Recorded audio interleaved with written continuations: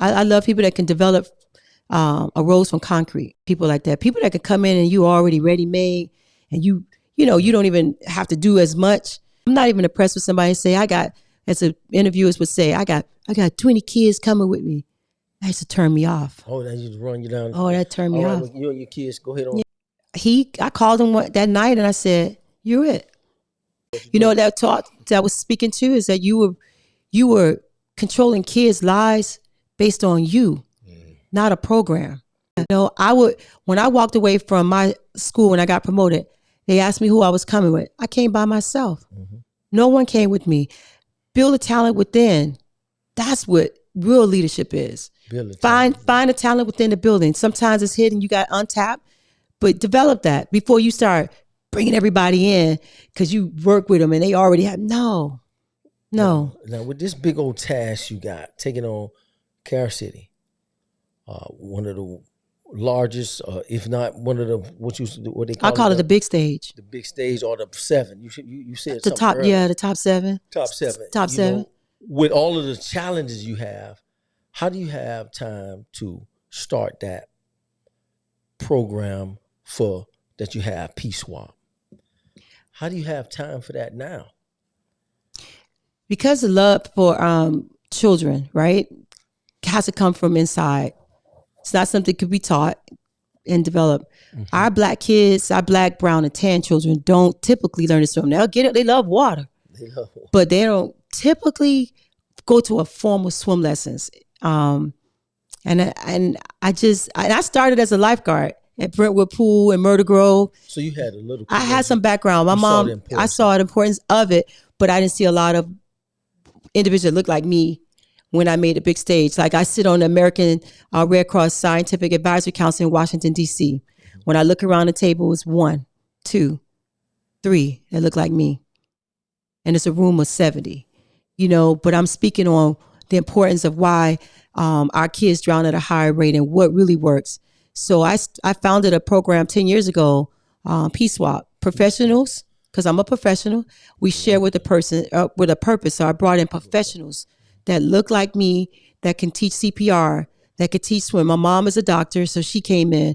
She did the CPR training because in order for you to get this for free, your parents had to learn CPR because those kids that were drowning in Miami Gardens, it's because all the pools were closed.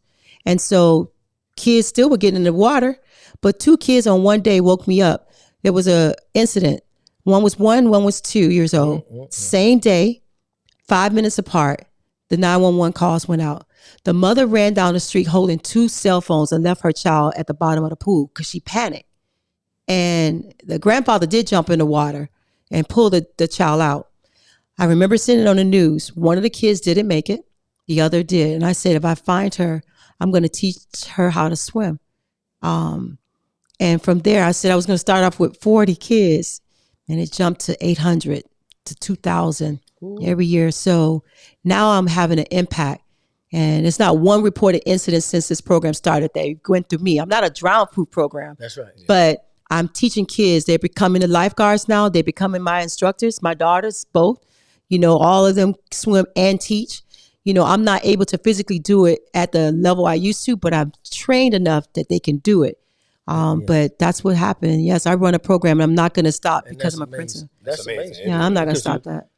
Eventually the kids at the school, the high school, they'll be you wouldn't be able to keep them from wanting to help out. Yeah, I'm turning them into some lifeguards. Yeah.